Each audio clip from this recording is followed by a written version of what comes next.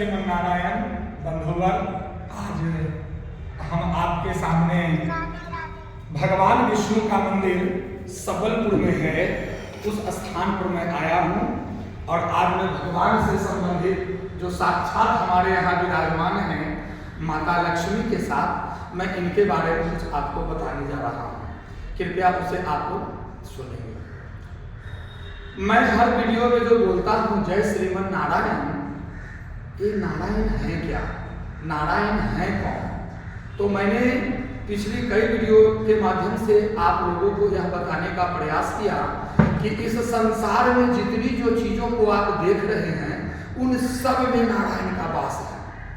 भगवान श्री कृष्ण ने भी गीता में कहा, जो श्री कृष्ण कौन है, इन्हीं के अवतार हैं, इन्हीं के अवतार माने गए हैं। उन्होंने भी कहा है कि इस चराचर जगत में जितनी जो चीजें आप देख रहे हो उन सब में मैं समान रूप से विद्यमान हूं।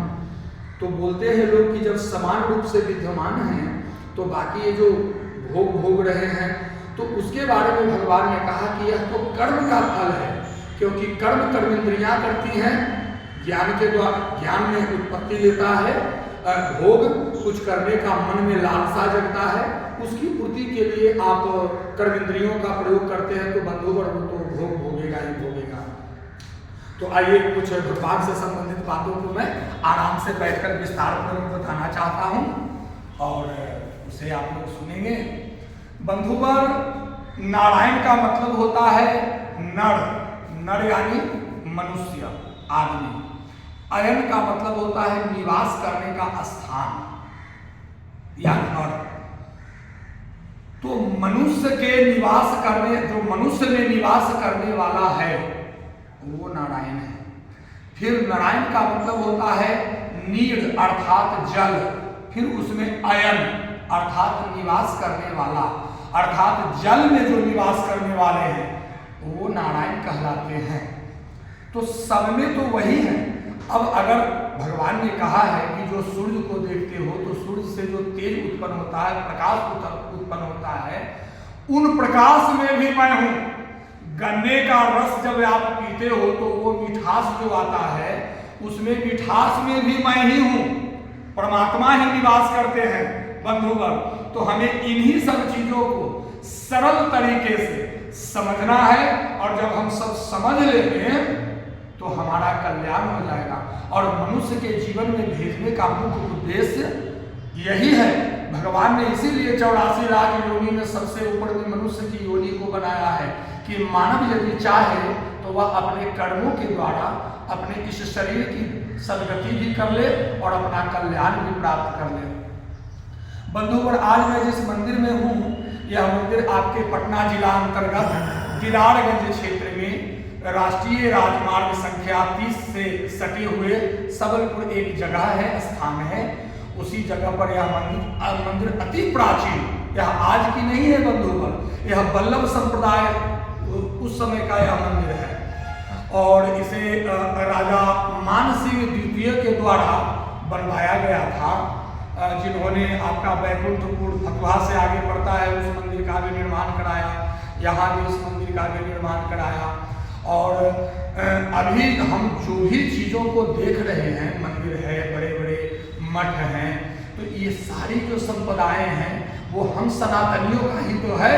और हम लोगों का भी तो प्रथम कर्तव्य बनता है कि हम अपने मंदिरों को सुरक्षित रखें, हम अपने सुरक्षित रखें मंदिरों को। तो बंधुवर, आप कहीं से भी आना चाहते हैं, हवाई मार्ग से अगर आना चाहते हैं तो लोक नायक जयप्रकाश नारायण अंतर्राष्ट्रीय उड्डयन पट्टिका यानी पटना हवाई अड्डा आपको उतरना पड़ेगा। वहां से आप डायरेक्ट यहाँ के लिए ऑटो या कार, टैक्सी जो भी जो बुक कर सकते हैं। ट्रेन से आएंगे, पटना सिटी उतरिए, पटना साहिब रेलवे स्टेशन, वहां से आप सीधे आ सकते हैं।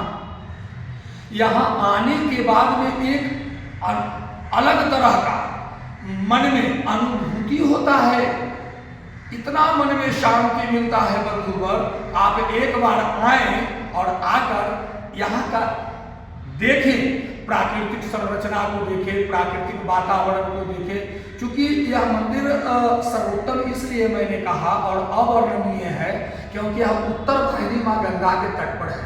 बस मंदिर से जस्ट सटे हुए माँ गंगा भी है जो उत्तर वाहिनी है, जो आपके बनारस में, उत्तर प्रदेश के बनारस में है, और यहाँ बिहार में आपके सुल्तानगंज में है। लेकिन ये हमारा जो सबलपुर का क्षेत्र है, दीदारगंज का क्षेत्र है बंधुवर, वहाँ पर भी माँ गंगा उत्तर वाहिनी है, और यहाँ का भी जल भोलेनाथ पर चढ़ाया जाता है।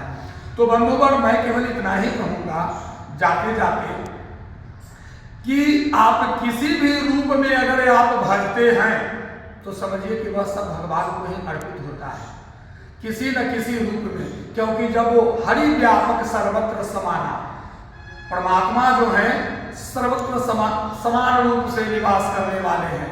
अतः अपने आप में अनुभूति कीजिए कि आप भी परमात्मा की ही देन है, आपको भी परमात्मा ने ही भेजा है।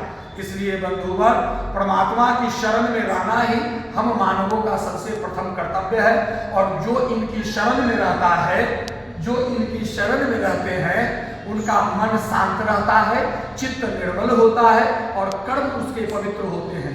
तो मन, चित्त और कर्म, ये तीन जो चीजें हैं, अगर इन तीन चीजों को साध लिया तो मानव का जीवन कल्याण हो जाएगा। जय श्रीमन नारायण। मिलते हैं फिर एक दूसरे वीडियो में, तब तक